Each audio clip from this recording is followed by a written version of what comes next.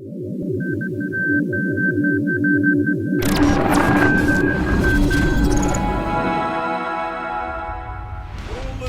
to the Star Wars Archives, a Youtini.com Patreon exclusive podcast. Your regular deep dive down the rabbit hole of the Star Wars universe. Hello there, you have tuned into episode 17 of the Star Wars Archives, the Youtini Network podcast where we take a random Star Wars topic and explain the living Bantha Poodoo out of it. I am Jose, aka Joxy in the Youtiniverse. I have watched all Star Wars canon movies and TV shows. I have read 41 Star Wars books, and I own 15 of them. And I'm Trev, keeper of the timeline pages over at Youtini.com. I've spent my entire life consuming Star Wars media and own over 1,000 Star Wars books and comics. So, for anyone joining us for the first time, this is a largely unscripted show where once we've decided on each episode's topic, Jose will do whatever research he needs. I'll do as little research as possible. Spoilers, I've done a ton this week. We could talk about anything Star Wars, legends, canon, books, comics, TV, video games, newspaper clippings, cereal boxes, who knows? And hopefully keep you both entertained and informed over the next hour or so. And spoiler, I have done very little research. But you do say that I do whatever research I need, and you said you were doing a lot of research this week, so I felt that I didn't need to do a lot. Out. Exactly. Yes. Well, so this week we are joining the rest of the Youtini team to cover Shadows of the Empire. This was a multimedia project released by Lucasfilm in 1996, which included a novel, comic book series, video game, trading cards, soundtrack, and a toy line. And it depicted events between Empire Strikes Back and Return of the Jedi. Youtini has been covering this project over at Cosmic Force, Legends Look Back, and Youtini Game Nights. Anything else that I'm missing there? I think that's, at least so far, those are the shows that have been covering it. And then Living Force are doing the War of the Bounty Hunters on Monday, which is what prompted this whole thing. So the latest Marvel crossover is what prompted this whole thing to begin with. So they'll be covering latest crossover. We're covering one of the most iconic. Right. And we're here to deep dive into anything that at least the shows before us have missed. So definitely go watch those shows, listen to them, and you'll get hopefully everything you need to know about Shadows of the Empire without having to read it if you've listened to 3 hours of content with all of us talking about it. But I guess you should also read and check it out, right? Because from the little research I have done, it seems like pretty interesting. There's a lot of interesting plot points that happen, and the whole project is, it's a big undertaking, and it's so much similar to what High Republic is doing right now, right?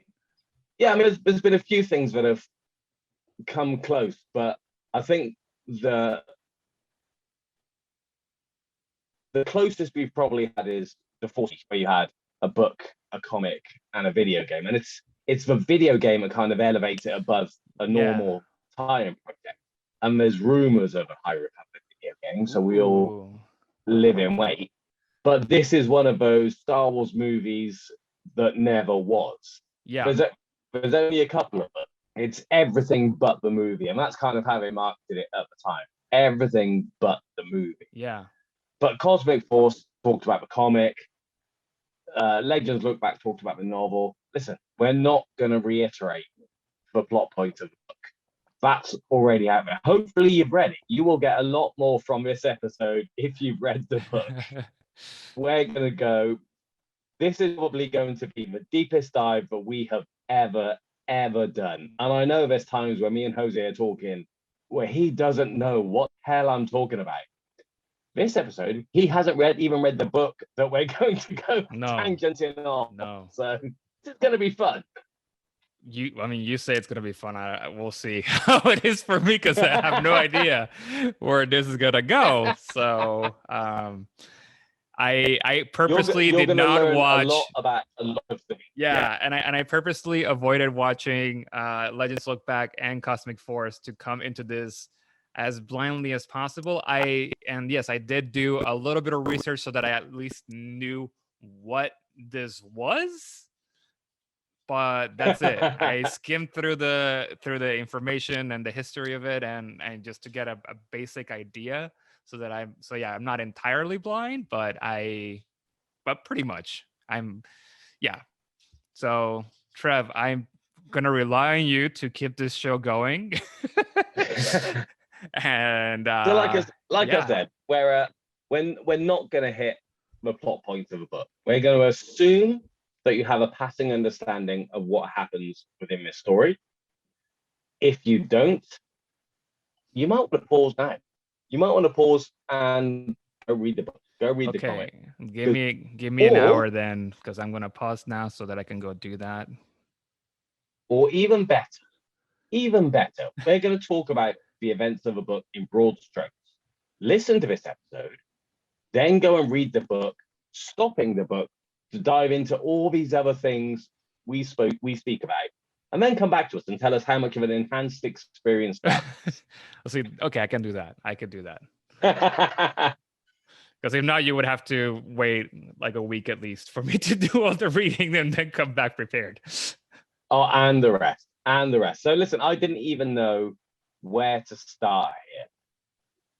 So I've kind of wanted to go in some sort of chronological order, if that makes sense. It might make sense when we get into it.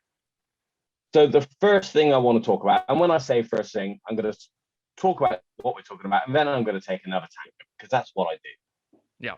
So you've heard me talk about the West End games stuff a lot. Yes. Right? Would have heard me talk about the source books, the role-playing modules, all these sorts of things. Now, a lot of the things I'm going to talk about today were released around the time of Shadows of Empire. A lot of stuff came out afterwards. Once the characters have been established, their backstories have been established, they can be tied into. So one of the first things I want to talk about is an adventure module from West End Games called Secrets of the Sci-Star Run. Now, a lot of these source books don't have a lot of fiction in them. It's a little chapter here, a little paragraph there, but it's fiction nonetheless. But the events of the adventure modules can be taken as canon when it was Legends. So we're talking, like, it's a Legends book. Most of what we're going to talk about is Legends. So yeah. But the continuity still existed. So Secrets of the Sci-Star Run, it delved deeper into the activities of two of the Vigos of Black Sun. Now, Vigo isn't the guy from Ghostbusters 2. That's not the one I'm talking about. You know the one in the painting? His name was Vigo, right? Mm-hmm. I'm thinking that's what I'm thinking about. Okay, Vigo, the huge painting that, from Ghostbusters. That's it. Also, Viggo Mortensen is the other Vigo I know. So there's sort of two Vigos. We're not talking about him either. So we're talking about Vigo. So if you've seen The Godfather, this is where Vigos come from, because the Black Sun thing is essentially The Godfather. That's the whole point of it. But in universe, an interesting fact about the word Vigo. So these are basically lieutenants of Black Sun. So Vigo, Tianese or nephew. Okay? Tianese was the language that kind of existed in the galaxy before Galactic Republic became a thing. So before BASIC became a thing, there was Tianese. Now, the only way Tianese still exists in modern, I say modern, Star Wars times, is through its use of letters as designation. So it's essentially Old Greek, alpha, beta. Okay. It's essentially that. And the word Vigo means nephew, which is where the Godfather aspect. Got it. So, Secrets of a Sci-Star Run deals with the dealings of two Vigos of Black Sun. So, Sprax and Green. Remember these names; they're going to be important. Okay. And the rivalry between them. Now, there's a couple of fictional vignettes in the Secrets of a Sci-Star Run source book that talk about what's going on with Sprax and Green. And then there's a whole adventure module at the back, split into 4 parts, and each part starts with a decent bit of fiction. It's actual text. And that's all about how Vigo Green is trying to engineer the downfall of Sprax through the use of a fake list detailing members of the Black Sun, but involves the Empire, various mercenaries, bounty hunters, and Jizor, who we'll get to, and Guri too. Now, I can't guarantee I'm going to say Shizor all the way through. For years, I thought his name was Zizor. Until the internet came along and you actually see how people's names, or hear how people's names are pronounced.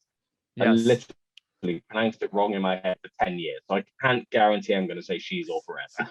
Well, we'll see. Anyway, so the implication in this Barani conspiracy adventure module is that the act of getting this fake list to try and take Sprax down is what cost Green very dearly in chapter 4 of the novel Shadow of the Empire, which we will get back to. However, the adventure module ends with Shizor calling for an assembly of his Vigos. This will be very familiar to anyone who's read the books. But the settings here is important. So Shizor and his Vigos. Yes. So Shizor is the head of Black Sun. He has 9 Vigos or nephews. 2 of them are doing all sorts of shenanigans against each other. Yeah. In the Outer Rim. And that's what this story is. Yeah. Shizor knows all about it because he knows everything. He's got to the bottom of it. He calls for all his Vigos to assemble so he can do what he sees fit. Okay. But the very closing part of this adventure module, this is going to get so weird. Shizor is asking Guri to set up this assembly of his Vigos. Now, this assembly will be familiar to the Red Book, but when this conversation has happened, he is at the opera. Shizor's at the opera. Vader and Palpatine are at the opera. He's watching them from afar. You know, he's got his eyes on Vader for a long time. We're going to come back to all of this. But the performance that is being performed at the opera is called Da Verda Werda. Da Verda Werda. Da Verda Werda. Shizor Vigos and Da Verda Werda. I could be pronouncing this wrong. But this piece will be familiar with a lot of people. Just all a tongue twister here. So, Shadows of the Empire had a soundtrack. There was an actual soundtrack composed and released for this, for this whole multimedia project. Not just music from a game, brand new Star Wars music composed by Joel McNeely purely for this game.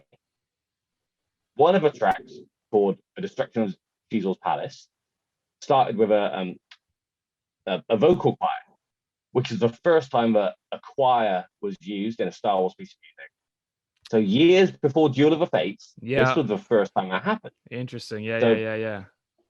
Ben Burt, who is he's a legend within Star Wars sound design, he wrote this epic poem using an offspring of Germanic language for the guys to chant as the lead of this piece. That's become Da Verda Werda. This massive poem that is all about an ancient battle between the Tang and the Gels, who were the original inhabitants of Coruscant, millennia before the current Star Wars timeline. Now that's taken on a life of its own in itself. That's amazing. The Republic Commando books and the game. It's been in the Clone Wars. It's been translated from basic to Mando or back again. I'm not really sure. Literally, we could do an episode on this poet. It's like we totally should. Like the ancient English poem. It's that in Star Wars. Yes, we should totally do that. Yes, so many novels and books that. Next week on Star Wars Archives, we will be. We're going to take a literacy dive. But this is one of those things that starts off as some random words written down that has taken on a massive life of its own. And it's just absolutely nuts. And if I can figure out how to do it, I'm going to put a piece of that in here, just for everyone to hear. But yeah, so listen, we're going to start as we mean to go on. That's what we're talking about here, these complete random facts that tie in. Yeah. But the main Shadow of the Empire story. So the comic actually starts before the novel. Luke and Leia still with a rebel fleet, Vader hunting. So this is a graphic novel here. I'm going to be doing this a lot. page 9 shows Vader receiving a transmission from the Emperor. Okay, he gets caught. Emperor's on the big screen. So that gives me an excuse to start talking about 2 other comics that came out. It wasn't just a 6-issue Dark Horse tie-in comic. There were a couple of really tiny comics, or envelope-sized comics, that were gave away with toys. Okay. So one came from Galoob, who were part of Hasbro, because obviously Hasbro split between ownership of Kenner and stuff like that anyway. So they're referred to as the Galoob and the ERTL comics. One came with Micro Machines, one came with like the little Airfix comic kit, model kits. Tiny little 14-page comics, mostly retellings of events from the book or the comic series. Okay. But also with a couple of original panels here and there that when you slot it into the overall story, make complete sense. So such as the one from Galoob that has Vader practicing his saber skills with some dueling droids, which is an event that happens in the book later on. He's got a lot of them. But he's actually practicing with these ones when the call from the Emperor that I just mentioned comes through. Got it. So you really can slot all these in together. Now, they've been reprinted just once, which is in the Dark Horse Omnibus Wild Space Volume 1. That's the only place you can find these suckers now, unless you buy the Omnibus. I used to have them, but I'm one of these, but I have so many books. Yeah. If they get reprinted in something a bit more holdable, Yeah. And that's the real beauty of the Shadows of the Empire. So it's not just this multimedia project, book, comics, video games. There's all these other things that you could literally pull apart, piece back together like a jigsaw as one massive multimedia book, and it would work. And because I know you and what you do on your time off, that's this is definitely right up your alley, because you do like to, you are that kind of person that will put together that puzzle. You right? I have done this. There you I go. have got my own personal Shadows of the Empire expanded edition document. Sorry, listeners, this is personal use only. It's not for sharing. But that's how I know that all these panels can fit together. Sometimes it's just one line of dialogue that exists in only one media. But there is nothing in anything I speak about in this episode that contradicts. Even with the variety of sources we're going to talk about, it's one of the tightest Star Wars projects that's ever existed. It's insane. I think there is one contradiction where a battle that we'll talk about later happens on the night side of a planet versus the day side of a planet in the comic or video game. That's it. That's pretty much it. The rest is really, really tight. Was the video game the daytime or the nighttime? I think the video game took place purely in daytime, where in the book it was nighttime. In the comic, we actually traverse the, don't call the equator when you're in space and you pass that horizon point, or there's a word for it. Yeah, I when don't. You pass that shadow of the sun. Yes. There's a word for it. I can't remember the word. Yeah, so I mean, it might just be it doesn't really matter if it's one or the other for the story. It's just in the video game that might have just been because so that people can actually see what's going on. Yeah, exactly. Yes, and then it's a little more dramatic in the novel because, to be a nighttime because it's nighttime. And comic book wise, and it would look cool if you went from one to the other, and that way you play with the colors there. So exactly, it's just our artistic license. The events themselves are like the same. But I don't want anyone to call me out if I'm wrong on any of that. But still, we're gonna, even before the novel starts, we're still talking about the comic.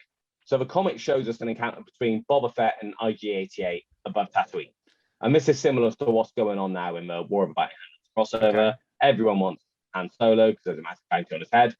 Yeah. The event's also shown in the Galoob comic and in the Battle of the Bounty Hunters pop-up book. So it's the same event shown in 3 comics. Very little difference between them. Uh-huh. But Slave 1 takes damage and Boba has to delay delivering Han to Jabba. IG-88 ship is destroyed in this sequence, but the droid manages to get to the planet Ord Mantell, which we all know from that line in Empire Strikes Back and various other Legends appearances. Oh, and in Bad Batch last week, I believe. So Dash Rendar tracks him, and that's how he learns that Fett has gone to the Jar system. Now, you only find that out in the N64 game. And in the N64 game, Dash has to defeat IG-88 to get the information. Yeah. We haven't even got to the book yet. Just need to point this out.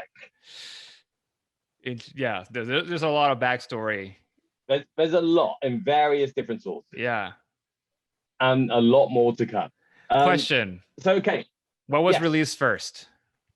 Do you know? That's a really good question. I imagine they all came out on the same day. I'm going to flick through. So May 96 for the book. And if I just go to the comic, 96, I just thought it was 95. 97 for the graphic novel, but it doesn't say when the single issues were released. So I guess that was 96 at the same time. Yeah. It was all around the same time. Yeah, no, I'm just curious if the novel came out first and then you get like the, what happened leading up to that, even if it was just like a month later. It's just... I think it was very much pow, here you go, Yeah. here's all. I vividly remember buying the N64 console for the Shadows of the Empire game. That was my excuse to buy it. Of course you did. To be fair, I didn't buy it till September. And the reason I know that is because it was the year that I came back from, I spent a summer working in Greece. I was one of those annoying people on the door handing out cards to get people into the club. I did that for a summer. Yes. And when I came home from that summer, the first thing I did was buy this N64. That's how I know it was September. So I was late to the curve. Yeah. But anyway, I digress. Where am I? We're on to the book. We're actually going to talk about the book. All right. We're going to start chapter 1 of Shadows of the Empire. So it starts with Luke on Tatooine, and he's building a new lightsaber. So far, so good. Following the events of Empire Strikes Back, the cutscenes of the video game are so based on the concept art for Return of the Jedi, because there's a deleted scene in Return of the Jedi where he's in his cave on Tatooine, they've got the X-Wing and the Falcon part next to each other. Yeah. So a lot of the cutscenes are based on that. But this whole sequence of events is fleshed out even more in a young adult novel called The Life and Legend of Obi-Wan Kenobi by Ryder Wyndham. Now, Ryder Wyndham's written a ton of YA stuff, and it's all brilliant, and he knows his stuff. He knows how to tie things in. So as part of the biography series, they've released a few of them. The Luke one, there's a Vader one, there's a Maul one. They're all brilliant because they literally tie in all these different aspects of Legends to make a cohesive story. Yeah. But this book's about Obi-Wan. Yeah, exactly. That's why I'm waiting for you to tie it in, because I'm like, okay. So the frame story in here is Luke going to Tatooine before Shadows of the Empire and going to Ben's old home, finding Ben's journal, which not only gives him the instructions to build the lightsaber, but it's Ben's diary. So we'll get to a certain point, and then you flash back to Ben's life. Yeah.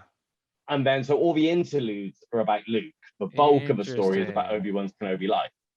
And it ties in, the Jude Watson Jedi Apprentice series and all the Clone Wars novels.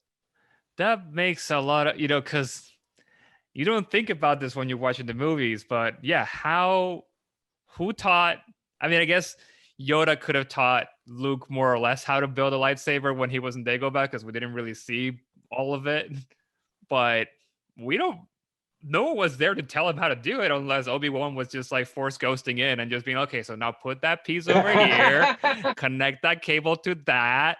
Because at least in the sequel trilogy, when Rey is doing her training, she has the books, right? She has like those old Jedi texts and stuff that she got.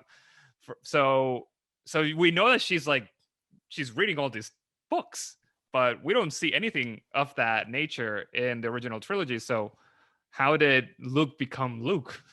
And this actually makes a lot of sense that he would go back to Obi-Wan's hut and find his diary or his books and stuff too, and then just maybe like learn more about Jedi lore and the Jedi teachings and Obi-Wan's like own philosophy through this and how to build a But lightsaber.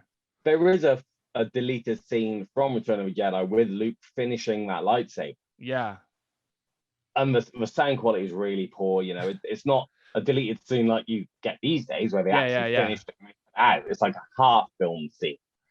So that, you know, the basics of this story were always there. And the Shadows of the Empire book mentions that he's building it based on the journal, and this one just fleshes that out a lot more. And like I said, you can splice this stuff together and it fits. That's really cool. Perfectly. And it just beefs out that side of the story so much better, because it really does dovetail perfectly with the first few chapters of this novel. Yeah. So now we're going to go to the guy that we mentioned. We didn't give him a big introduction, but Dash Rendar, Mr. 90s shoulder pad himself. You know, he's a stand-in for Han. It would have been discussed a million times on the other shows. He's a scoundrel that they couldn't have because the other one's locked in ice. Yeah. But before his formal introduction in the novel, the video game and the little Galoob comic I talked about shows Dash arriving on Gal, locating Slave One, and passing that information on to Lando, which you then see in chapter 2 of the book when Lando goes to Luke and goes, "We found Han. Yeah. Let's crack on." And then a scene that only appears in the comic. Okay, this is going to be another weird dive here. How are you going to choose a batshit crazy book of the week? I don't. It's like with this, everything you're telling me is so crazy already. So, oh, ye of little faith. So there's a scene that only appears in the comic, which shows Vader sending the mercenary Jix to Tatooine to capture Luke. Because one of the big plot points of Shadows of the Empire is everyone wants Luke Skywalker. Vader wants him alive to bring to the dark and conquer the galaxy. Caesar wants him dead to piss the Emperor off to get rid of Vader.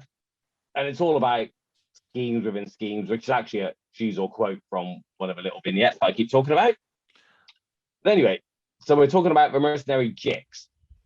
Now, a short vignette from the Shadows of the Empire source book. You're going to hear me talk about this a ton. And let me explain what vignette is, first of all, because I use this word a lot.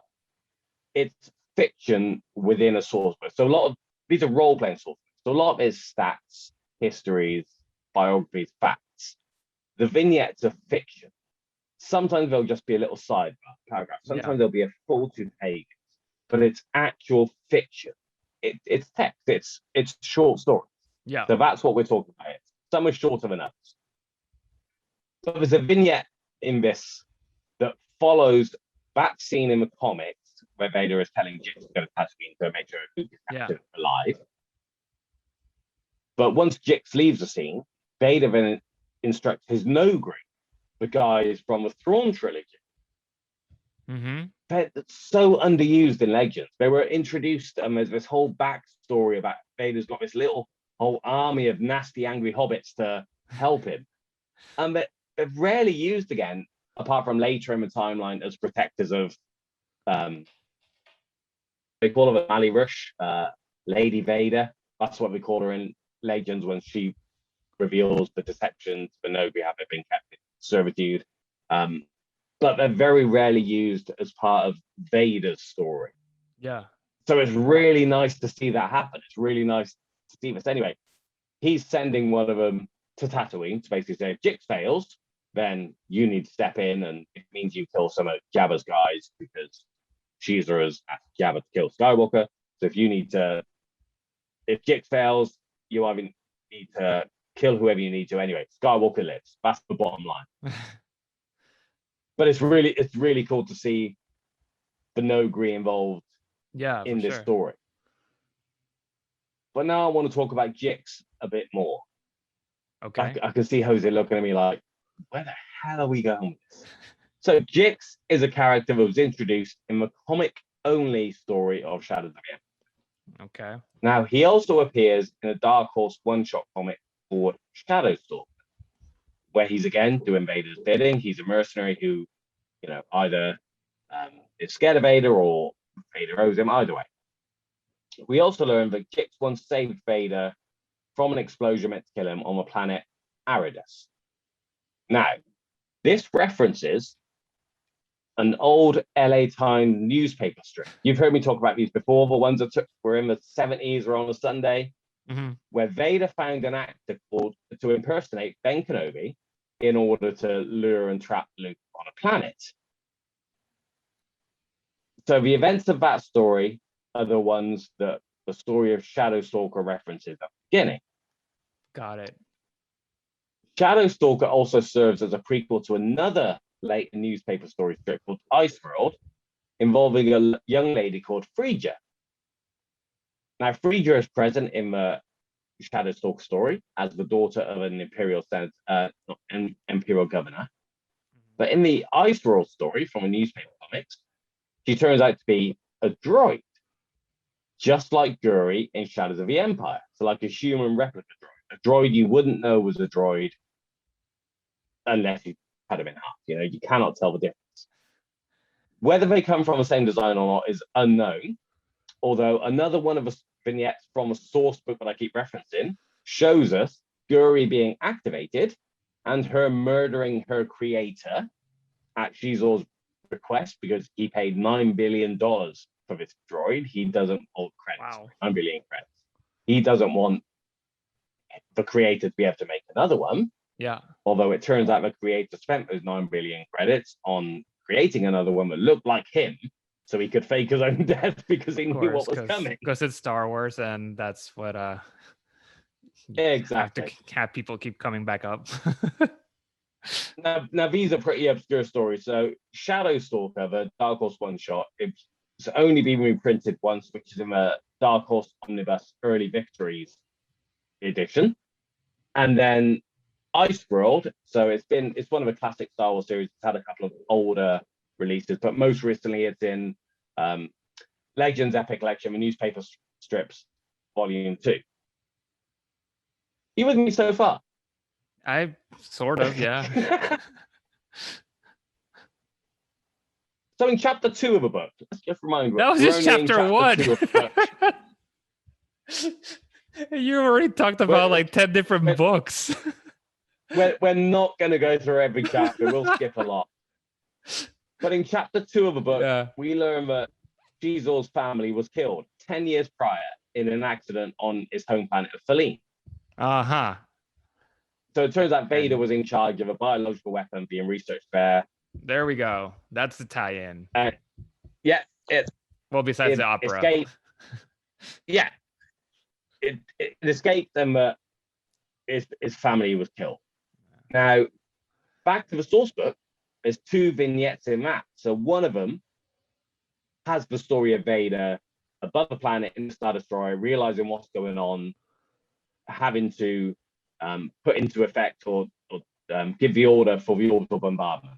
And, we have to destroy this much of a planet because otherwise we're going to lose the entire planet.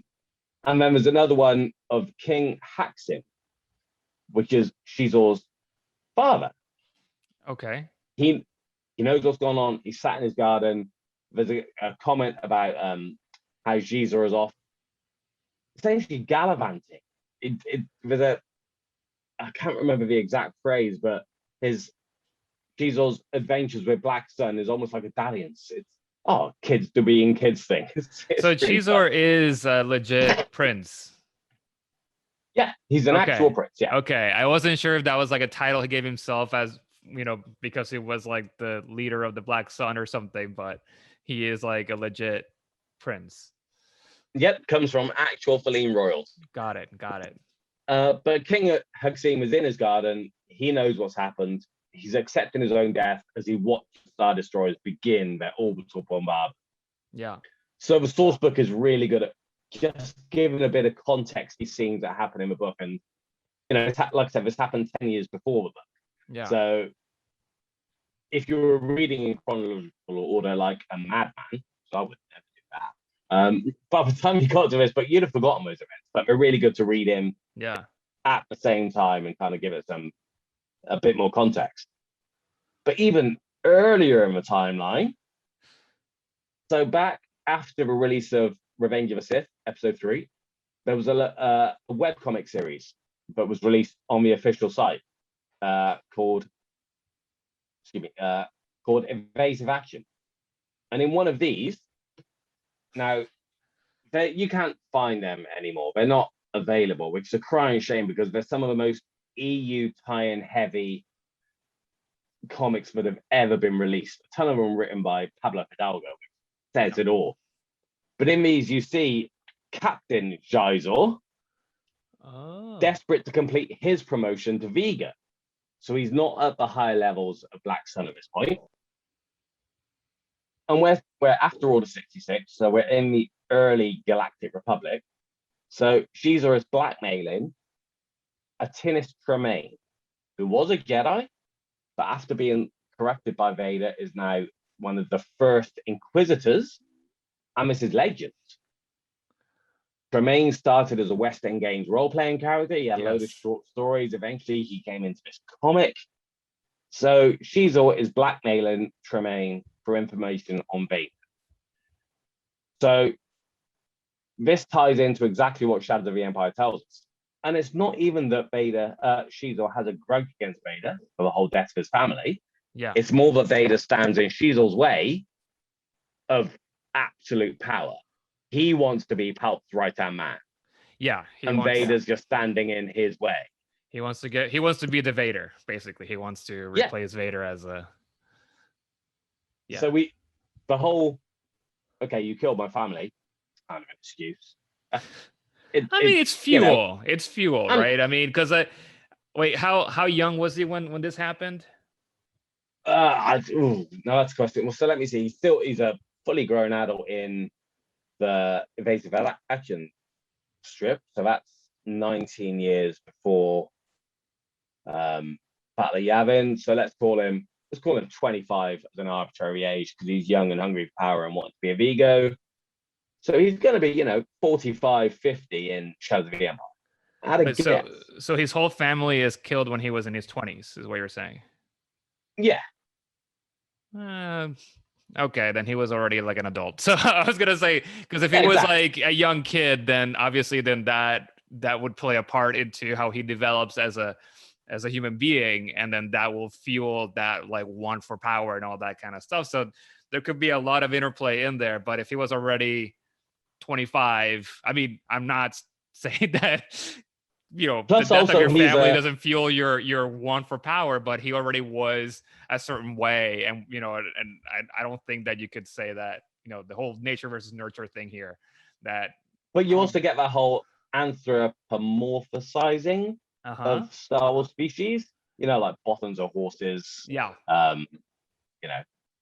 Celestins are frogs or something. Anyway. Felina snakes. That's the whole point of it. So he's cold-blooded, meaning his emotions are not going to run high, very calculated. That's how his character's portrayed. So it isn't about you killed my family. It's more like you're in my way. Yeah, I want to sit at the top table. That's all that he's about. Got it. Slytherin. But then this webcomic set 19 years before A New Hope even includes Bausch, the bounty hunter whose disguise Leia is wearing during Return of the Jedi, and we're going to get to that later too. And a Twi'lek called Lone. He's in this webcomic from 19 years BBY, who is later on in this book one of Black Sun's Vigos at Shizor's behest. He's one of the 9 Vigos. So again, the continuity goes a long way back with this book. Yeah. If you're willing to dive deep. I mean, people that are listening to this are willing to do it. That is why they're listening to us. So, yes, there's a lot. So, right at the top of the show, I talked about this sequence of a Sizar run from West End Games with the rivalry between Vigos, Sprax, and Green. Chapter 4 of this book is the meeting of the Vigos that we talked about. Sizar's invited them all to the table. Get all of them back from whatever part of the galaxy you're in. Got it. I want to meet.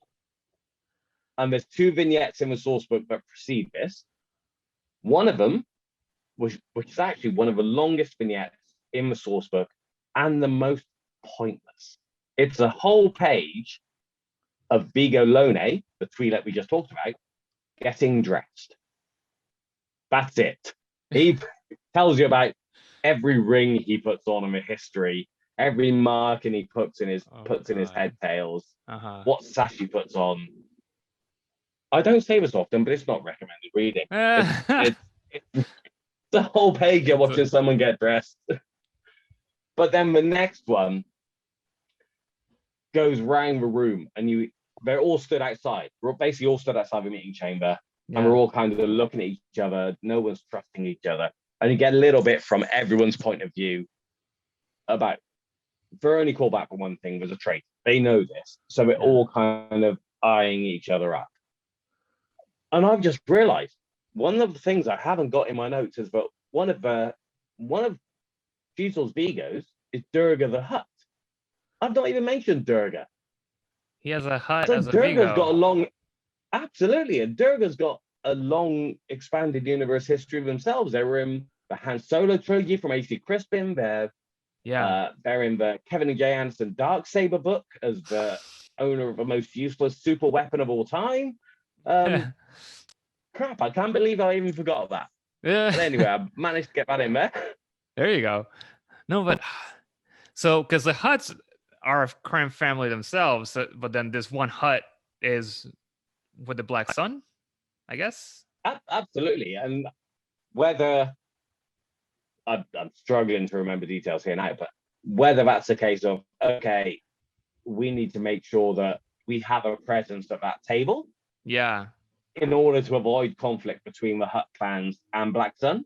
Yeah. Or whether they're not an outcast from the Hutt clan, because you've got that history in the A.C. Crispin tree. Yeah. So this is I'm gonna go with that. Have you watched Fargo, the TV series? I haven't, no. Because like in season 4, this is not a spoiler or anything if you ever do want to watch it, but one of the big things in there is that there's all these different crime families in Fargo. So you have like the Italians, you have the Irish, and then the African Americans, and they trade in order to kind of like have peace in the town. They trade their children. So then you have the Irish son being raised by the Italian family. So they kind of just like trade I don't know if it's their firstborn son or something, but then they are raised within the other crime families, like, lifestyle. And then that is how they're all able to maintain a quote unquote peace and like truce amongst them. So they all have takes us back to the Godfather mafia theme of what the book was trying to. I'm sure we didn't think that when we put Durga the Hutt in. I thought we just thought it was cool to have a hut. But it's like, it kind of like just makes me think of that it's like you do need a presence in there in order for them to kind of like respect each other. I mean, or because they don't trust each other, they all need to be at each other's tables so they can kind of like spy on each other at the same rate or something. And that's probably true to an extent with the Hutt cartel. Absolutely. Yeah, I mean, a Hutt will be really hard to infiltrate into anyone else. They're pretty noticeable. Therefore, you kind of have to be like, yo, let's come into some sort of agreement here. You can have a black. I don't know if you've seen it or not, but Timothy put a comment in our Slack today about how we should do an episode on the Hutts. I saw that, yeah. And I love that idea. Okay. I definitely think we should do that. There's a lot to do there. Yeah, for sure. Especially Durga and his useless super weapon. So that's an episode in itself. Yeah, I'm curious about what this is. It's the Darksaber, the original Darksaber. Oh, okay. So not the Darksaber that you know from Rebels of Mandalore. There's another Darksaber. The original Darksaber was Durga the Hutt basically using Death Star tech to put the Death Star laser in a ship. So, but looked like a lightsaber. Yeah. So a lightsaber shaped ship that had Death Star tech. Except it was useless because nobody wanted to do the job properly, and he did it on the cheap, and it blew up.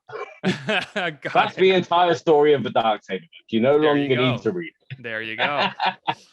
So anyway, Shadows of the Empire. Yeah. Chapter 6 now. So I told you we'd skip chapters. Chapter 6, we finally meet Dash Rendar. and his droid Lebo.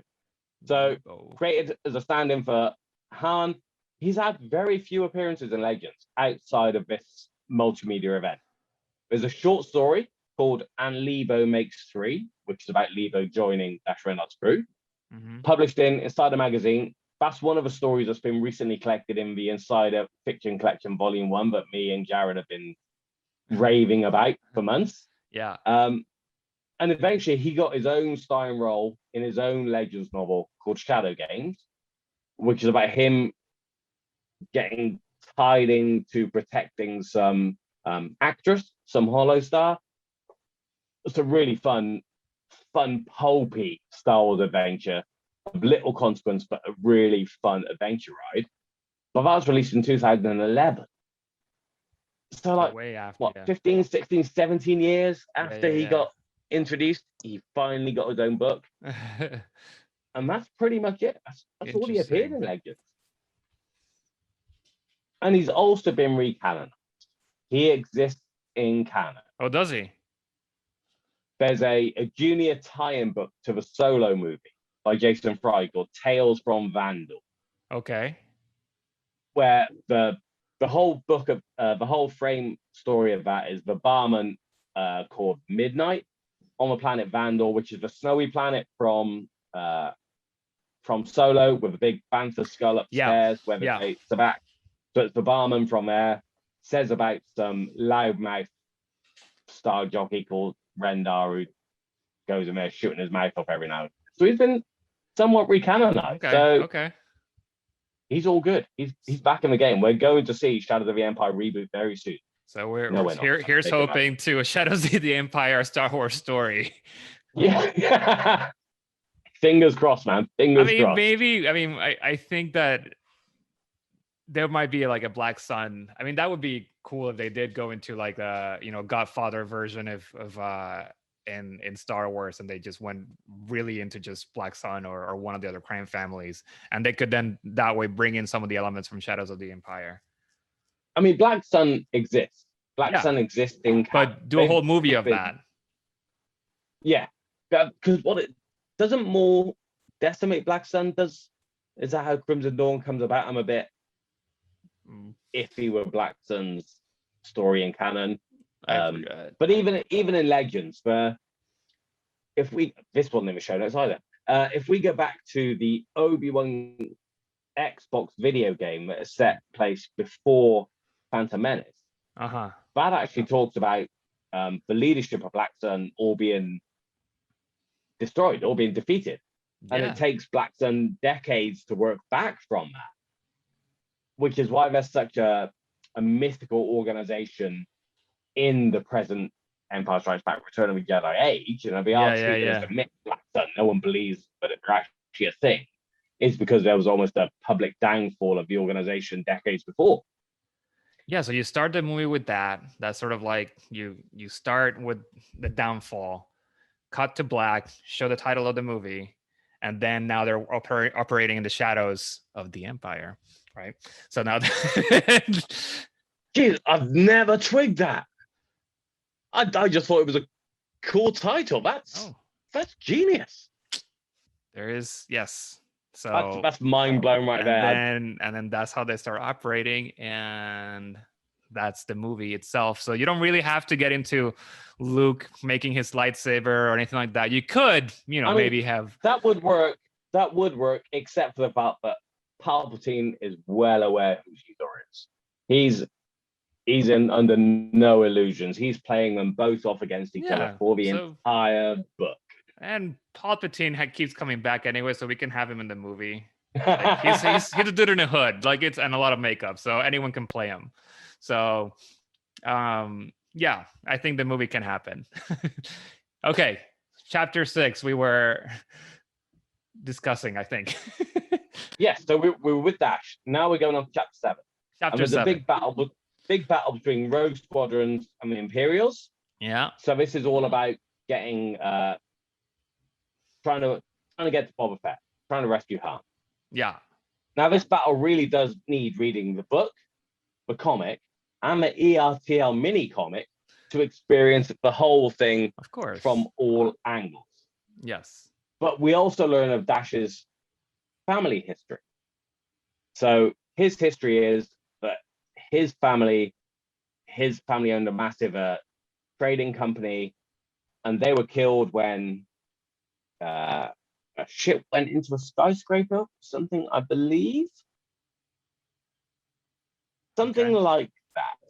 But another vignette from a source book reveals Black Sun's involvement in this, specifically Vigo Sprax, but also because Zizor Transport Corporation, because Zizor operates behind a legitimate front.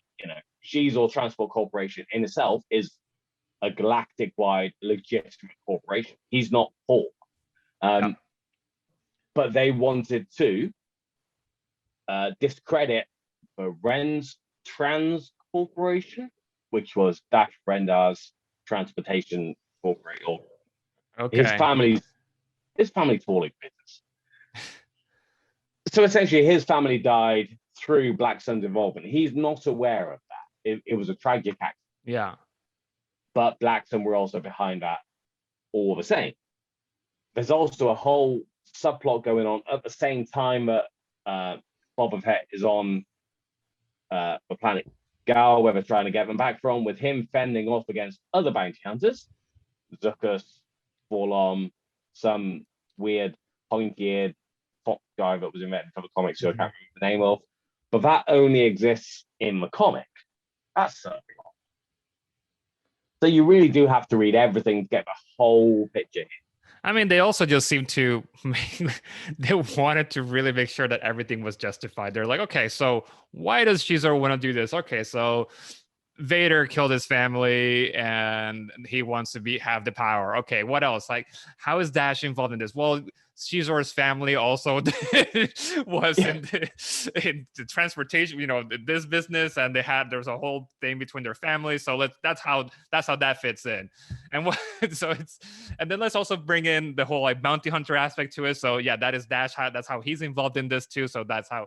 It's just like every single angle, they're like, yeah, it's all connected. Like, trust us. He's like, they literally did throw everything at the wall to see what stuck. Next thing you're gonna tell me, Shizor falls in love with Leia, and then there's a whole sort of thing in there too. We're not going to talk about that. Plenty of people have talked about that already. So wait, is that a thing? Oh, is there a love triangle thing too happening? Because that the romantic aspect seems to. We have the mafia, we have the political intrigue, we have like the sort of like enterprise thing, like business. Okay, listeners, I'm very sorry. I was going to avoid this because it's been discussed to death, but Jose doesn't know, so I'm going to have to explain it to him. So you don't have to get too much into it. I'm just. One of the things with Feline is that they can exude really strong pheromones that can affect people's thoughts. And Leia arranges a meeting with Black Sun in order to help find out where Hana's gone, because obviously Black Sun have got criminal ties and all of this sort of stuff. Yeah. So there's a whole meeting arranged. We're going to get to this meeting. There's a lot of stuff to go into that, but we're going to get to this meeting where he uses his pheromones on her.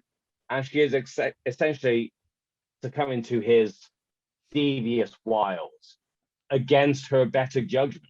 She knows that she shouldn't be doing. She's in love with Han. Why am I doing what I'm doing? It's creepy. It's problematic. It's everything masculinity orientated.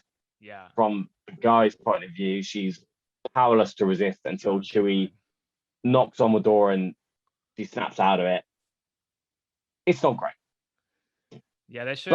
They should. If they do make a movie, they could gender swap Shizor, and he could. I mean, she can then be like a Poison Ivy within Star Wars, and with the pheromones. And that would be great. It's and Star Wars has always shied away from any sort of overtly sexual scenes or anything like that. Even in banter or whatever. This one was full on. Listen, at the end of the day, came to her senses and she gave him a proper knee in the bollocks. So as far as I'm concerned, she won. Yes. Yeah. But the rest of it, it's rude. Okay. Anyway, where were we? Chapter 7. Chapter 11. 11. Oh. We're up to chapter 11 now. Yeah. So she's always playing his little manipulations. He wants to share a big table. So he tips Vader off about a possible rebel hideout in the Vegesso asteroid. This is important. This takes us into the X-Wing Alliance video game. If you remember when we had Andrew on the show, this is his favorite video game of all time. Right. Yes, I do remember. There's a ton of levels in this video game that tie into the storyline of the Shadows of the Empire. A ton of them. So it starts off with the Vegesso asteroids. It references that Shizel transportation has been used to ship large amounts of resources for the Imperial, as well as characters from that game being present on the Vegesso asteroids before the attack that takes place. And this attack takes place across the book and the comics and then that video game. And now we're going to jump to chapter 13. I'm bouncing through this now. So chapter 13, Luke's on Tatooine. Jabba wants him dead because Shizor has got to Jabba's dead. I want him dead, but you can't know whether the order came from me. Vader wants him alive. Yeah. So Luke's attacked by a swoop gang. The comic shows us Jix having infiltrated the swoop gang and sabotaging the attack on Luke. In the N64 game, sorry, I keep saying N64 game. It was on PC as well. In the video. I only had the N64. In the video game, you play as Dash. So Dash is attacking the swoop gang, helping to destroy the other swoop bikers. Yeah. Following that attack, Luke's safe. There's a message pod from the Bothan spy net that manages to find them because they couldn't find Leia. We're all the way up to chapter 18 now. Because following that information, Luke and Dash they intercept the freighter Sprosa to obtain an Imperial supercomputer that has vital information. This is a massive plot point of the book. Okay. So the information was sent to Leia. Bothan Spynet's got this. It takes place across all media. It's this mission that's referred to in the many Bothans died to bring us this information from Return of the Jedi. So it's a playable level in the N64 PC video game and X-Wing Alliance from various point of views. The source book has a couple of vignettes that tie in to the later attack on the safe house the computer gets transferred to.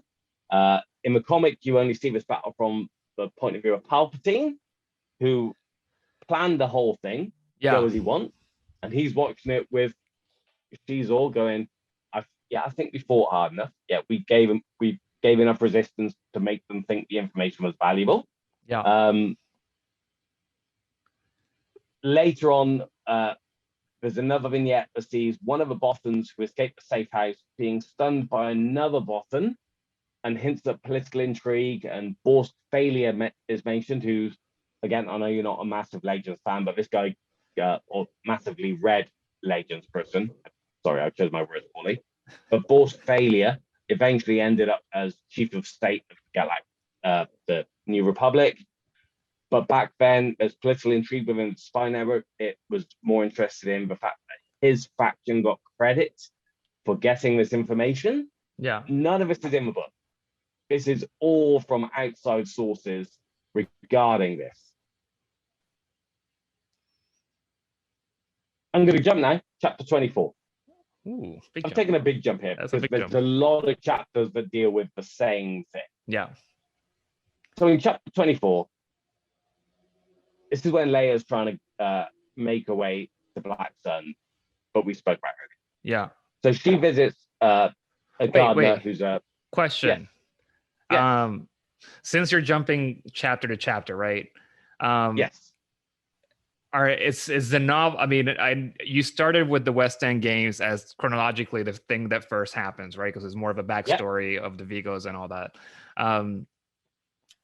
Does the novel itself basically contain the most, the through line that connects, everything kind of connects more into the novel? So the novel is a self-contained story. Yeah, and then everything else ties into it more so than Yes. Okay. So you get the complete story from reading the novel, Okay. You wouldn't get a complete story from just reading the comic or Got it. playing the video. Got it. Okay. You enhance the story Got it. by reading it. So, for example, in the comic, the most substantial stuff is the Boba Fett stuff. Yeah. Yeah. That's not in the book. They're more sort of like But the points. book's not about Bob. Yeah, the story's not about Boba Fett. Yeah. The story's about Jizor and Black Sun. Or the video game being, I assume that you're playing as Dash Rendar. Yes. So then that's more about like his point of view. Yes. Got it. Okay, so like it makes sense for you to, as you're telling this, like you're referencing the chapters from the novel because that's sort of like the main sort of like timeline, and then you're just tying in all this extra content and tie in video games and all that. So that was one of the things on the Cosmic Force, is that obviously they were focusing on the comic, and a lot of those guys had never read any of it.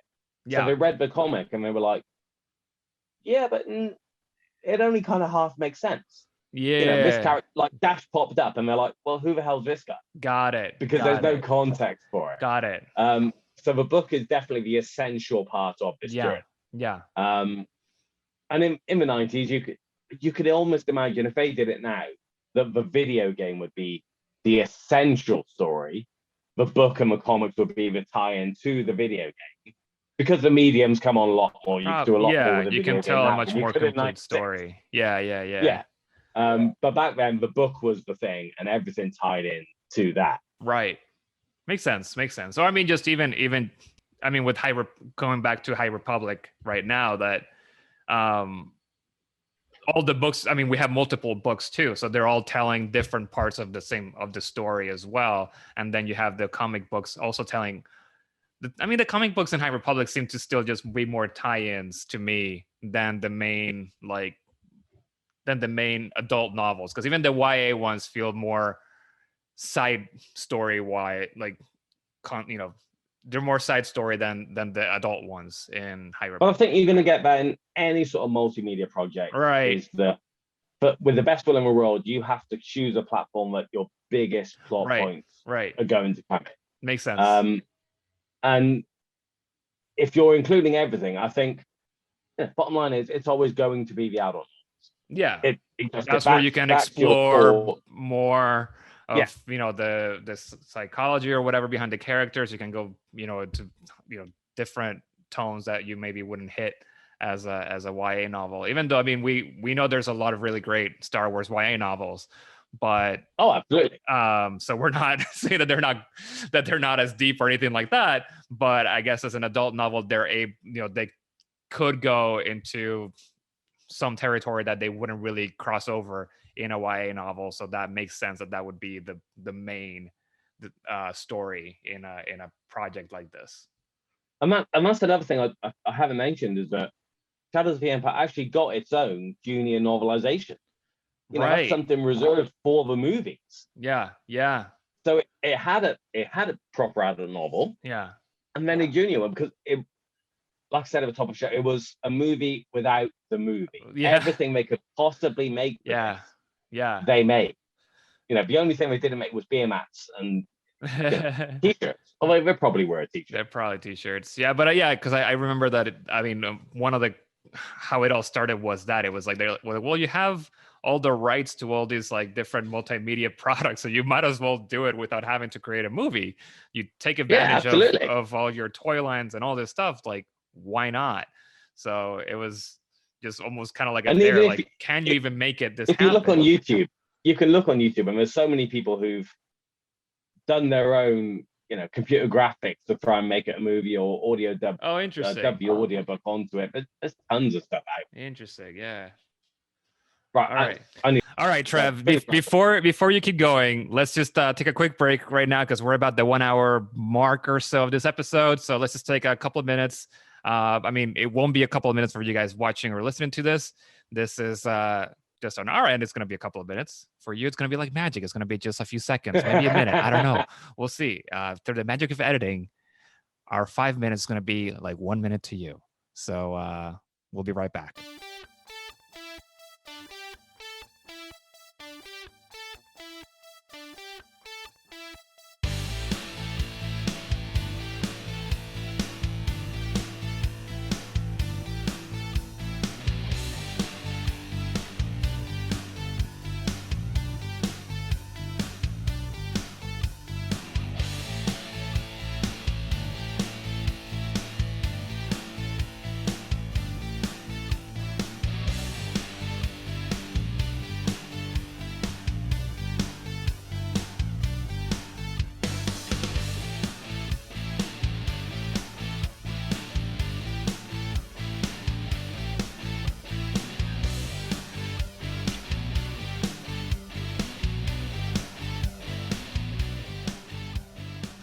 So back to the book. So the last thing I spoke about was chapter 18, right?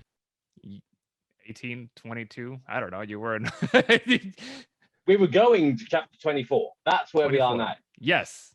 So in chapter 24, we see an Imperial attack on the planet Kothless 2, because Palpatine has sent Vader to show how important this information is by trying to get it back. Yeah. Even though he actually wants the Alliance to have it. In case I haven't made this clear, this data is the Death Star 2 plan. That's what this whole data is. Palpatine wants the Alliance to have it, but he doesn't want them to realize that he doesn't. Wait, Palpatine wants the rebels to have it? It's a trap. Right. Come on. We just did the Akbar episode, of course. Of course, a goddamn trap. Wait, So, hold on. Who is ship? Is it Shizor that's has the company transporting or shipping the components to the Death Star 2? Via a front company. Yeah, but it's Shizor. Because it's in a freighter full of fertilizer. Now, a really interesting fact is that Luke goes to attack the freighter, or not attack the freighter. They're like, listen, you need to pull over. We're boarded. Yeah. The N64 game shows Dash Rendar attacking it. X-Wing Alliance shows Ace working with the Alliance as part of this mission. Yeah. And then the X-Wing Alliance game guide, which I spoke about before, which has the droid narrating after the thing. The droid says Ace never shuts up about this mission because he's got to fly with Luke Skywalker. But the X-Wing Alliance games uses the same dialogue from the book. And they're like, we're just transporting fertilizer. What do you guys want with it? And Luke says something like, maybe we've got a big garden. And it's a brilliant line, but that line's in the same media in all these different versions of the story. It's great. I kind of like that the farm boy from a sand planet saying that he has a big garden. He's all this there's something kind of poetic about that too. Can you imagine the mission briefing? What's fertilizer? Well, he's a great swimmer. Remember this, so he's aware of all these things that are not common in his planet. Great swimmer, knows all about fertilizer and and gardening.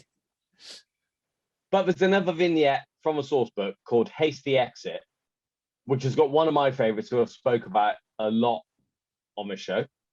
Plateau Keith, the female Sprogler from Brental, and her partner in crime, Trueb, the Twi'lek. Now, it doesn't relate to the events of the book at all. No. But they're on Kothless when they see the Imperials turning up and they're like, we've got to get the hell out of Dodge. Something bad's going on. Okay. But the events of this mission are fleshed out even further in another video game. Rogue Squadron 2 Rogue Leader for the Xbox, for the GameCube. The GameCube. Which bounces all over the timeline, but this one event is a level in that video game. Interesting. So let's break this down. Just this one scene from a book. It's in the book. It's in the comic. It's in X-Wing Alliance. There's a vignette from Shadow of the Empire source book. It's in Rogue Squadron 2, Rogue Leader. Yeah. It's a trap. That's how much this all ties in. Yeah. There's always those taglines for certain movies, like if you've only read the book, you've never known the whole story, or something along those lines. This has never been truer than this multimedia event. But there's also other vignettes in the source book. So Leia and Chewie have to disguise themselves to get to Coruscant for this meeting with Shizor. Leia disguises herself as Bausch, who we spoke about, the bounty hunter costume that she's wearing in Return of the Jedi. Chewie has to disguise himself as Snoover, the Wookiee bounty hunter, who is the only action figure I have. But I can't even figure. I see three things up there to the right of the mall head. I know that's my Disney Infinity. Infinity Okay. characters. They're different Okay. because I've got a full set. It was the only thing I could ever get a full set of because they discontinued it. So Snoover is a shaved, mullet cut, eye patch bounty hunter. Oh, he's awesome. And he's all dyed, and there's scenes about how Chewie hates having his hair dyed and having his hair cut. But there's vignettes in there that show them being kind of taken out of action. Yeah. So Boucher's killed, Snoover's kind of tranked and locked up just for the duration of the book, just so, we just need you out of the picture. Yeah. Fall out of the picture. So there's a couple of more things to give a bit of context to go on. And believe it or not, there's not actually that much else to talk about. The rest of the story plays out between the book and the comic and video game. There's a very short vignette showing Wedge and Rogue Squadron just waiting for Luke's call before the final battle. The N64 level shows Dash planting bombs in Shizor's palace. There's the fact that Dash survived in the whole encounter is only shown in the video game. Yeah. He then shows up later in Shadows of the Emperor Evolution, but if we were going to talk about the follow-up comic strip, we'd have been here for another hour. And finally, we're going to go back to the Battle of the Bounty Hunters pop-up book that I spoke about right at the very beginning. So that talks about Boba and IG-88 and him diverting. It then shows us Boba delivering Han to Jabba's palace, which you also see in the comic series too. Yeah. But in the pop-up book, you see Boba Fett fighting a crate dragon. And what else ties us back into our earliest episodes than that? Yep. But then one final book I want to talk about before we get onto Batshit Crazy is the fact that this whole multimedia project got its own behind-the-scenes book, Secrets of the Shadows of the Empire. Oh, okay. So never mind the toys and the reference cards and the books and the comics and the action figures and the giveaway comics and the source books and the video games. Yeah. The actual real world narrative of this event. That's awesome. That's really cool. It was a huge event. I mean, that looks like a thick book too, right? Like it's a thick, that's intense. Book, yeah. That's interesting. That's super interesting. It's also very 90s, isn't it? But especially when I don't know if you remember, like the Marvel comics of the days, they were all about this crossover event. That was the big thing. Let's sell a million different variant covers and tie in all these different series. And it was Star Wars trying to get in on that, but they had one comic line, they had a book series, and this is way better for me. The amount of lore that comes, in case it's not been obvious to anyone who listens to any of our stuff, I live for this stuff. This is how you build a history of a fictional universe. Yeah. And I think we've gone as deep as we can possibly go on this one. Well, with one exception. Yes. I mean, well, I don't know. Say what you were gonna say. I was just gonna say, do you feel like you know the story a bit better? Because you hadn't read the story. I think so. I mean, it's definitely it's piqued my interest. There were from when I was when I was like skimming through the material just to kind of get a base idea of what it was.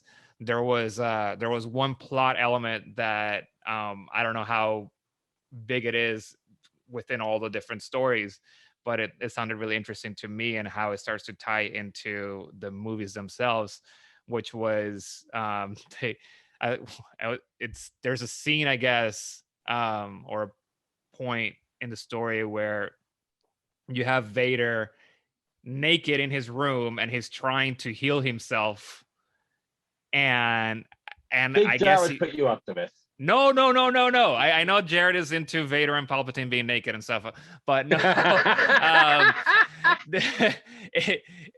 What was interesting to me was just that it says that he is trying to heal himself, which again, that does even tie into the sequel trilogy with Rey healing the, powers and all that.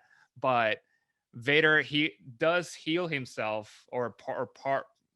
I don't know what part he's trying to heal, but he is able to. He does it successfully, and as soon as he does, I guess he feels some excitement or joyful about being able to do that, and then it says that it kind of cuts his connection to the dark side. So there we have like I think the little bits of story that lead to him to his redemption arc in the last movie, right? In Return of the No, but Jedi. yeah, that's a really good point, because I don't think the book dwells on this too much, but in that section of the timeline, you've got that fine line between, does Vader want to find Luke to corrupt him and overthrow the Empire and Right. rule the galaxy himself? Right. Or because he's very specific, Luke's to be taken alive. Yeah. That's his whole thing in this book. Yeah. Is Luke is to be taken alive. So is it that he just wants the power, or he's just found out he's got a son? Yeah. And does that light still exist? Is this the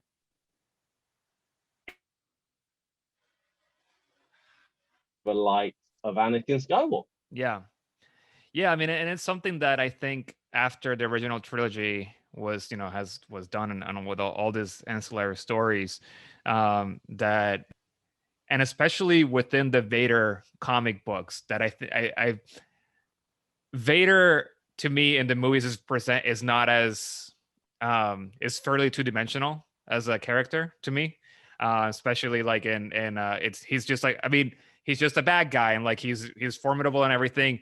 Jose could see my eyes taking. No, I know, but it's just like he's I mean, and that's just how bad guys were back then. Like they don't try to present a lot of like turmoil in him, not as much in like in A New Hope or in Empire Strikes Back. Like he's evil, right? But in the comic books, this Darth Vader comic books, what I've really liked about them and why I find them like, I really like the Vader being portrayed in there, because they show all these nuances and all this, that there's a lot more happening behind that mask. And there's a particular there's a panel in one of the comic books where he's just like, I think it's in the latest Vader run, that he is looking out a glass window and he's thinking about Luke, and then the glass window shatters or like cracks. Yeah, because right? that same scene was shown in the same arc of the first Star Wars run. So that's the 2015 Vader and the 2015 Star Wars run. The same panel is shown in each, I think. Yeah, and that's pure rage. Yeah, it's rage, but it shows that there's a lot happening in there, because he's struggling, right? He's not just like out there to kill or whatever. Like there's just, I mean, to me, I see it as like there's a lot more happening inside of him, and he can't control it. Like there's so much that it comes out, which, is going back to our Kylo Ren episode. The thing that I find so interesting about him is that sometimes he can't control his own power, and he rages out and has to like goes on that tantrum because there's just so much feeling inside of him. So like seeing that panel for Vader to me was kind of similar, where he's like, there's so much in him that it just like comes out, and it's not as calculated. It's just raw power. So, but I think that's interesting in itself, is that your view on the movies, and rightly so, is that you can take Vader and Luke as archetype, stereotypical hero villain characters, right? But because I've got all of this that I've read since day one, yeah, I can't look at a single scene in a movie without knowing all this other stuff has been written. Yeah. So, for example, I'm going to throw a very, very random example at you right now. So let's talk about the carbon freezing scene from Empire Strikes Back. Yeah. Okay. We all know what happens. Yes. But in my head, I also know the story of the Ugnaughts that happened to catch it on camera because they were written in a Wizards of the Coast online thing, and the fact that there was a little girl who witnessed the whole thing and then eventually got rescued by Lando in order to escape off the city because that came from Galaxy Guide 3 or something. Little girl lost. And the fact that the clone hand ended up on the Emperor's Wayland facility. I can't see these things without knowing all these other stuff. And that applies to the prequel trilogy because that's been, that's what, 20, 30 years old now. Sequel trilogy doesn't have the same hit because it doesn't yet have all that material, but eventually I won't be able to look at that stuff in the same way without knowing all this ancillary baggage that comes with it. I don't see the movies as the movies anymore. It's just so much more to me. We've talked about doing a watch along and just pausing and me talking. So that guy, his history is this. So one of the bits for my research that I did, but we haven't spoke about, is a tiny little reference article called just like Criminals of the Underworld or something. And there's a one-shot drawing of Shizor with Boshek. Now, Boshek is the guy that Chewie is talking to, who introduces Chewie to Obi-Wan Kenobi in Mos Eisley Cantina. He's the guy in the space. Now, he's had a couple of his own stories. But there's this panel of Boshek having presented the Dancing Goddess statue, which is this bright green statue that appeared in a couple of the Marvel comics, but was also in Solo movie as a background prop. And I was like, I didn't know how to introduce this to me, but introduce this to the show. But it's all those random elements. Like I can look at Boshek and go, oh yeah, he's the guy. He had this whole story in a Rebellion comic, and he had this thing with Caesar on the statue, and I can't watch the movies without knowing this stuff. And I honestly wouldn't have it any other way. That's what we do in Youtini, right? We try to present all these other material and give it as much weight as the movies. But that's like with this one particular scene for Vader as a way to connect, right? This whole project is in between these two movies. So obviously it has to somehow try to lay tracks that perhaps were not as clear in Empire to present what's going to happen or what does happen in Return of the Jedi. So one of them being that Vader is starting to turn or starting to show signs that there is a light within him. And so this one particular scene it's interesting to me because of that, and also just because of the whole healing factor, which starts to also tie into some of the powers or force powers that we start to see in the sequel trilogy. So there's just like all these like little things that I'm like, oh hey, yeah, there's that. So and if they were going to remake it, I think that's one of the plot points that they could lean into heavier. Like the main plot points out of the book are Luke becoming a Jedi, right? Because you have to show the difference between Empire and Jedi. Right. Like when he comes back in all dressed in black and has a new saber, all kick-ass. Yeah. You have to show Leia's love for Han. Yeah. Because there's a big jump between what we see in Empire and what we see in Jedi. Right. You don't see a lot of what we're talking about with that bridge of Vader's arc. Right. But outside of a Luke and Leia plot, what you mostly see are Black Sun, Empire machinations. The things that happen in the shadows of the Empire. Exactly. And that is... and that's a wrap.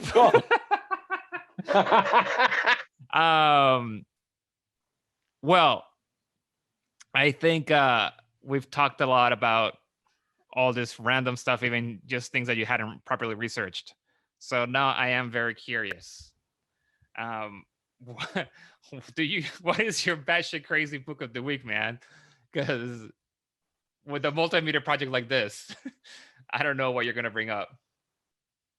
So what did we say was 1996? So we're talking 25 years ago. I'm Yeah. going to talk about a book that came out this year, maybe last year. I'm not too sure. And that is the Star Wars Galaxy's Edge official Black Spire Outpost cookbook. Uh, okay. And So how does this we've tie into a project that happened a long time ago? we've got the Galaxy's A Edge long, thing long time going ago. out in Disney parks now. You know, you can go and Yeah. order proper Galaxy's Edge food. They brought out this cookbook. And the reason I own this, by the way, is not because I'm a great cook. I'm not. But there is a fictional foreword by a fictional character. Therefore, it belongs on my And shelf. that's why you love that That's stuff. it. That's the kind of stuff you love. That's the be all. You know, it's 3 pages in universe. I have Yeah. to buy it. But on page 51 of it, one of the recipes is for a Caesar salad. Uh, Not a Caesar salad, it's a Caesar salad. that's And amazing. it needs to be said, rumor has it that it's got its peculiar name from a feline prince. They spelled feline wrong. They gave it 2 L. There's only 1 L in feline. Okay. From a feline prince turned crime lord. But I'm pretty sure, wait for it, here's the kicker, that's just a legend. Oh, clever. But legends I can rest come my case. true. Exactly. And they So do every day. amazing. Question. I mean, just because of that one statement, has Shizor been canonized at all? Do you know? Yes, I'm 100% that he has. I cannot give you the details, but I'm Interesting. 100% sure that he has been canonized. All right. Well, I think that that about covers it for today. I do want to say that I was counting how many times he said Shizor instead of Shizor. And, It's only a couple, right? Only a couple? Only about 4 times, Right. actually. I counted about 4. So you did pretty Okay. good. I must have Listeners, said the name like 450 times. so listeners, if you do want to go back and listen to the episode and tell me how many times you did say Shizor versus Sizor instead of Shizor, let us know. And you can do that on our Discord. We have a channel on our Discord where people can talk about anything in our in our episodes, and you can also just drop in any questions, suggestions for topics, and whatever you want. You can, if you're not part of our Discord, go to youtini.com/discord and click the join now button and head on over there. And there's, besides our channel, which probably the best one in there, but there's a whole bunch of other channels discussing the current run of Bad Batch and any TV shows that are currently airing, all the books that are being released, and just also the Continue Talk, where people just talk about any random things, not even related to Star Wars necessarily, but there's just a lot of it's really active. So definitely go join that if you haven't. If you have any other questions or suggestions besides hitting us up on Discord, you can also look me up on Twitter, and that I'm at DJoxy there. And Trev, what about you? I'm at Davey Todd on Twitter, or again, we'll just be in the Discord. Yeah, we'll be on the. And so the next time for our next episode, we're going to be talking about toys. So if you do want actual toys, well, yeah. let's give it some context. So yeah, give us. We're having Frank on, who he's not massively active in the Discord. He's not been on a massive amount of podcasts with us. He's my Irish release schedule timeline buddy from over in Ireland. We asked him come on the show. Originally, we were going to talk about either the new Jedi Order or Wraith Squadron. We said to him, "What do you want to talk about?" He said, "Let's talk about the Kenner toys from the 70s." So that's what we're going to do. Yeah. So if you guys have any personal stories about just anything that regarding your own toys, or how you were first introduced to the Star Wars toys, or you collect them or whatever, send us a little message or something, and we might read it out loud in our show. Because we all collect different things, and I'm sure I have no idea what you're on about. Star Wars toys. I don't collect anything. No, you collect you only have one No, toy apparently. No, One nothing. action figure Nothing. that you just showed I'm us. not an addict. No. All right. That's a whole bit for you. Yes. All right, Trev. Well, thank you for for joining me today and talking everything that is Shadows of the Empire. Thank you all to the Patreon members and for supporting us, and thank you for listening. And yeah, this is it for today. So, radio out. There is no hatred. There is joy. There is no division. There is union. There is no apathy. There is passion. There is no gatekeeping. There is community. This is the Youtini Star Wars Fan Code. Embrace it, live by it, and above all, trust in the living force. That's all for this week. Join our community and surround yourself with like-minded fans by visiting us online at youtini.com. Until next time, may the force be with you.